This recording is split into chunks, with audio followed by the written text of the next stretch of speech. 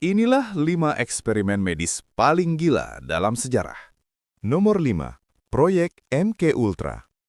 Di urutan kelima, ada sebuah proyek yang sasarannya bukan fisik, tapi sesuatu yang jauh lebih berharga, yaitu pikiran manusia.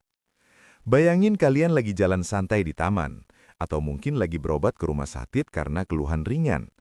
Tiba-tiba, tanpa kalian sadari, kalian sudah masuk ke dalam daftar kelinci percobaan sebuah organisasi intelijen paling berkuasa di dunia. Eksperimen ini dilakuin sama CIA di Amerika Serikat pada masa Perang Dingin. Mereka punya obsesi yang benar-benar gila, yaitu menemukan cara untuk mengendalikan pikiran manusia sepenuhnya. Mereka pengen tahu gimana caranya ngeriset atau menghapus identitas seseorang sampai otak manusia itu kosong dan siap diisi ulang sesuai kemauan mereka. Caranya benar-benar jauh dari kata manusiawi. Subjek yang nggak tahu apa-apa ini dicekoki obat-obatan terlarang dosis tinggi seperti LSD secara terus-menerus selama berhari-hari, bahkan berbulan-bulan. Tapi itu baru permulaan. Para peneliti ini juga menggunakan teknik penyiksaan sensorik. Mereka dikurung di ruang gelap yang kedap suara, atau justru dipaksa mendengarkan rekaman suara yang diulang-ulang ribuan kali sampai mental mereka hancur.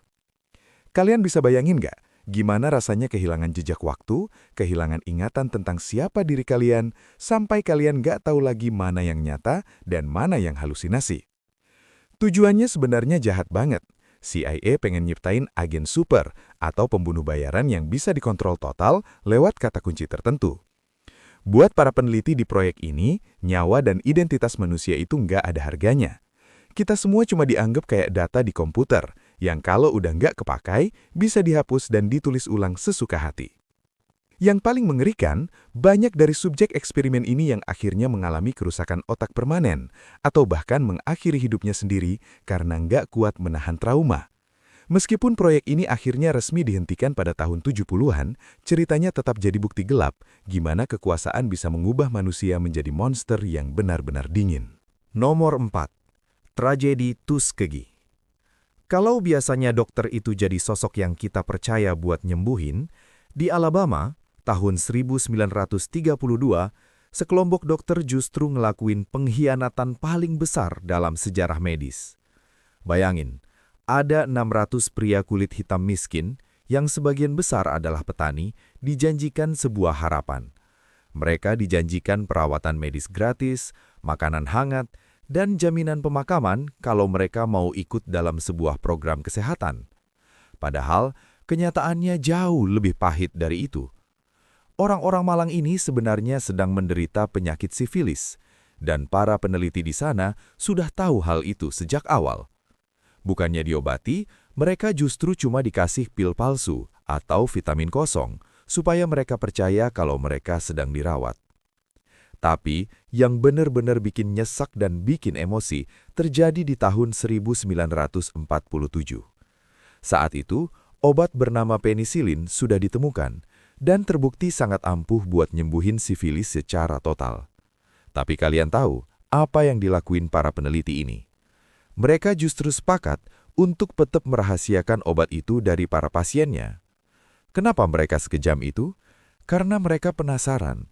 Mereka pengen ngelihat secara langsung gimana penyakit itu perlahan-lahan ngerusak organ dalam, bikin buta, ngerusak saraf otak, sampai akhirnya membusuk dan meninggal. Mereka pengen punya data otopsi yang lengkap dari tubuh orang yang nggak pernah diobati sama sekali.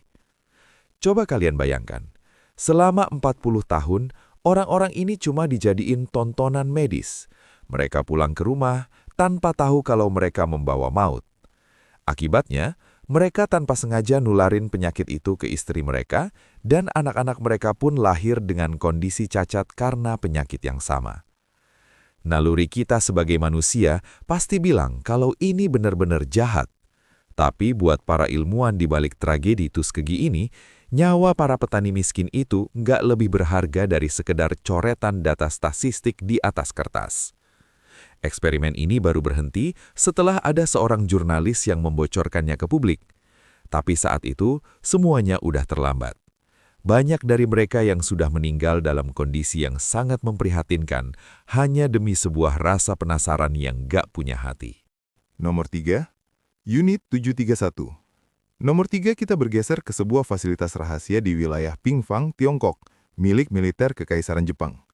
Kalau di tempat lain para peneliti masih mencoba pakai alasan medis atau ilmu pengetahuan, di sini kemanusiaan benar-benar hilang tanpa sisa. Unit 731 bukan lagi laboratorium, tapi ibarat pabrik kengerian yang gak pernah berhenti beroperasi. Para peneliti di sini punya sebutan khusus buat para korbannya.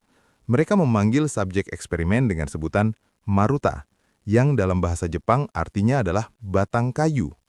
Sebutan ini sengaja dipakai supaya para dokter di sana gak merasa bersalah, karena bagi mereka, orang-orang di dalam fasilitas itu bukan lagi manusia, melainkan cuma benda mati yang siap dipotong-potong. Salah satu eksperimen yang paling bikin merinding adalah viviseksi, atau bedah tubuh manusia hidup-hidup.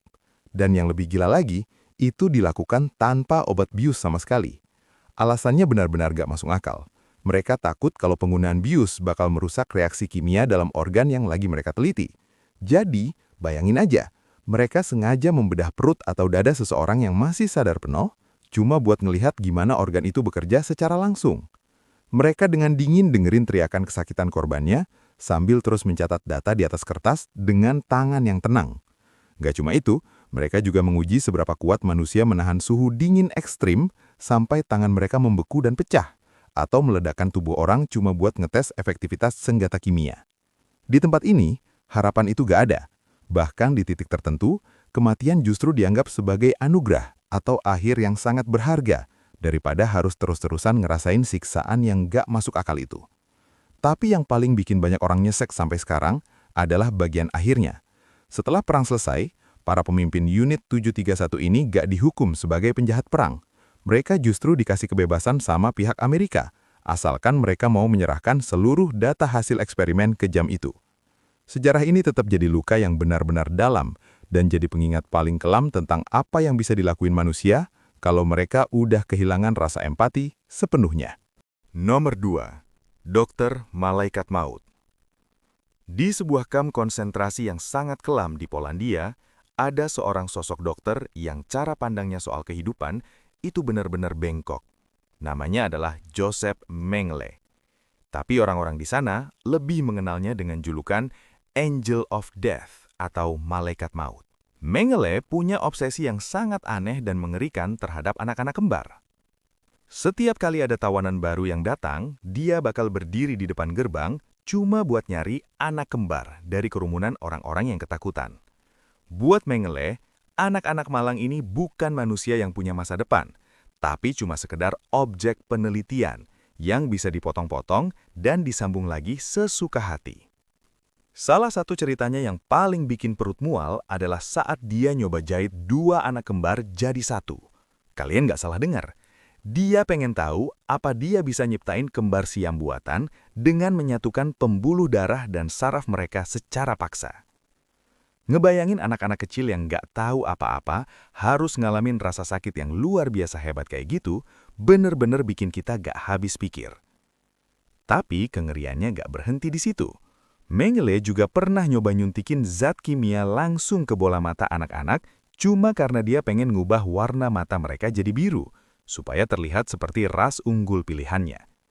Dia ngelakuin semua itu tanpa rasa bersalah sedikit pun. Buat Mengele, rasa sakit korbannya itu gak dianggap sebagai musuh, tapi cuma dianggap sebagai bagian dari latihan demi ambisi gilanya untuk nyiptain ras yang sempurna. Banyak saksi mata yang bilang kalau Mengele bisa sangat ramah dan ngasih permen ke anak-anak itu. Tapi beberapa menit kemudian, dia bisa langsung ngirim mereka ke meja bedah. Untungnya, praktek gila ini berakhir bareng selesainya perang. Tapi nama Joseph Mengele bakal tetap diingat selamanya sebagai salah satu dokter paling kejam yang pernah mencoreng sejarah kemanusiaan. Nomor 1. Eksperimen radiasi plutonium. Dan di posisi pertama, ini yang jujur aja benar-benar paling bikin gak habis pikir. Kalau biasanya eksperimen gila terjadi di masa perang atau kamp konsentrasi, yang satu ini justru terjadi di rumah sakit modern, dilakukan oleh otoritas yang seharusnya paling melindungi rakyatnya. Di sekitar tahun 40-an, di Amerika Serikat, ada sebuah proyek rahasia yang jauh lebih dingin dari yang bisa kita bayangkan. Beberapa pasien yang sedang dirawat di rumah sakit disuntik dengan zat radioaktif bernama plutonium tanpa seizin mereka dan tanpa penjelasan apapun. Salah satu cerita yang paling tragis adalah tentang seorang pria bernama Eb Kate. Bayangin, Eb Kate masuk rumah sakit bukan karena penyakit mematikan. Dia cuma korban kecelakaan mobil yang mengalami patah tulang.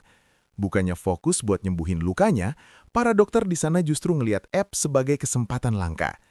Tanpa sepengetahuannya, tubuh Eb disuntik dengan plutonium dalam dosis yang sangat tinggi. Tubuhnya benar-benar dijadiin wadah hidup, cuma buat lihat seberapa cepat zat mematikan itu menyebar ke tulang dan merusak organ dalamnya. Para peneliti pengen tahu, seberapa banyak radiasi yang bisa ditahan manusia sebelum tubuhnya hancur berantakan. Ngebayangin seseorang yang datang buat nyari kesembuhan, tapi malah sengaja diracuni perlahan-lahan lewat zat kimia mematikan, itu benar-benar tindakan yang dingin dan gak manusiawi. Yang lebih menyakitkan lagi, rahasia gelap ini dijaga sangat rapat oleh pemerintah selama berpuluh-puluh tahun. Para korban dan keluarganya gak pernah dikasih tahu kebenarannya, sampai akhirnya sebuah investigasi besar-besaran mengungkap semuanya di tahun 90-an. Eksperimen ini jadi pengingat paling pahit buat kita semua, bahwa terkadang musuh yang paling berbahaya bukan cuma mereka yang megang senjata di medan perang, tapi juga mereka yang punya kuasa, namun kehilangan rasa kemanusiaan di balik meja penelitian. Jangan lupa subscribe dan dukung kami jadi channel edukasi yang terus ngebahas sisi lain dunia yang jarang diketahui.